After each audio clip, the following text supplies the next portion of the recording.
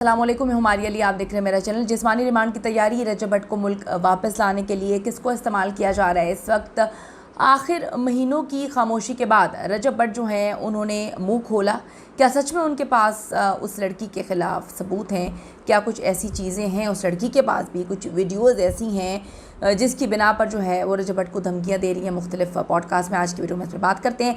Request है channel को subscribe करें, वीडियो को आखिर तक मुलाहिज़ा फरमाएगा। पाकिस्तान के मारूफ यूट्यूबर रजब भट्ट, आप सबको पता है कि इस वक्त काफ़ी ज़्यादा लाइमलाइट में हैं क्योंकि वो पाकिस्तान से बाहर हैं, फ़रार हैं। उनको पाकिस्तान में ढूंढा जा रहा है, उन पर काफ़ी केसेस हैं, एक के बाद एक केस उन पर कर दिया गया और उनके घर में बेटा भी पैदा हुआ, पहली उनकी औलाद है। कल उनकी जो है एक जो है उनका ट्वीट भी सर्कुलेट कर रहा था, किसी ने शायद उनकी बात के हवाले से कोट किया था कि वो कहते हैं कि जी मेरी ज़िंदगी ज़्यादा लंबी नहीं है, मैं 60-70 साल तक नहीं जीऊँगा क्योंकि मुझे जो है वो धमकियाँ दी जा रही हैं, धमकियाँ मिस कॉल्स दी जा रही हैं और कहा जा रहा है कि तुम्हें मार दिया जाएगा और यूके में तो तुम महफूज थे लेकिन अब नहीं रहोगे। अल्लाह ताला मैं कहूँगी सबको अपने हिफ्ज़-ओ-मान में रखे।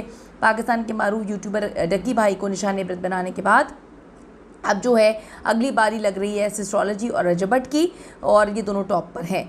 रजब भट्ट ने एक बार फिर जी अजीबोगरीब दावा किया है कि उन्हें फंसाने के लिए ओछे हथकंडे इस्तेमाल किए जा रहे हैं।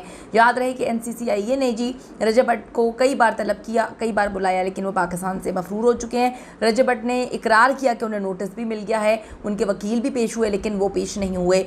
यही नहीं हो सकता रजब भट्ट पेश हो ना हो और उनके वकील जो हैं वो आखिरकार बस पेश होते रहे। उनकी गिरफ़्तारी के ऑर्डर्स आ चुके हैं, उनको हर हाल में जो है अब गिरफ़्तार करके लाना है। और ज़्यादा मैं कभी कभी ये सोचती हूँ कि पाकिस्तान में क्या रजब भट्ट बहुत बड़ा क्रिमिनल है क्या? मतलब इतने क्राइम होते हैं, इतने लोग क्रिमिनल्स होते हैं और इतना कुछ कर लेते हैं। अभी मैं देख रही थी कि नूर मुकद्दम की फैमिली कितने सब्र के साथ पिछले कई सालों से केस लड़ रही है, जहाँ पर आप अंदाज़ा लगाएं कि उस दरिंदे ज़ाहिर जाफ़र को सेशन कोर्ट, हाई कोर्ट और सुप्रीम कोर्ट ऑफ पाकिस्तान से सज़ाए मौत मिल चुकी है।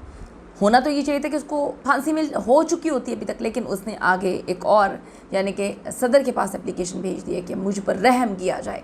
तो इतने बड़े बड़े केसेस हैं जहाँ पे दरिंदों को सज़ा हो चुकी है, लेकिन सज़ा नहीं मिल चुकी है, लेकिन उनको अभी तक सज़ा नहीं हुई। वहाँ पे रजब भट्ट के लिए वो कहते हैं कि जी हम हर तरह से कोशिश करेंगे। ठीक है, रजब भट्ट को आना चाहिए, पेश होना चाहिए, लेकिन यहाँ पे इतने बड़े बड़े क्रिमिनल्स जो हैं वो कैसे घूम रहे हैं। हम कुछ केसेस में कर रही थी, वहाँ पे इतने बड़े बड़े गुंडे थे जो पाकिस्तान से बाहर फरार हो गए, उन्हें कभी पाकिस्तान वापस लाया नहीं गया। मैं कभी कभी सोचती हूँ कि वो इतने कत्ल करके बाहर भाग गए थे। फिर मैं कभी कभी सोचती हूँ कि यहाँ पर जो है वो अब तो हुकूमत पाकिस्तान पीपल्स पार्टी की है, तो मोहतरमा को किस तरह से कत्ल किया गया, आज तक उनका कातिल जो है वो गिरफ़्तार नहीं हो सका। तो कभी कभी मैं मेरा जहन जो है, मैं ठीक है मैं इतना नहीं बड़ा सोच सकती, लेकिन जब मैं सोचती हूँ, कभी कभी सोचती हूँ कि ये सब कुछ क्या हो रहा है। ऐसे केसेस मैंने कवर किए हैं जहाँ पर इतने खौफनाक दरिंदे हैं जो कत्ल करते हैं, उनको सज़ाए मौत का हुक्म हो जाता है लेकिन उनको सज़ा नहीं मिलती, वो सुकून से बैठे होते हैं, अयाशी कर रहे होते हैं।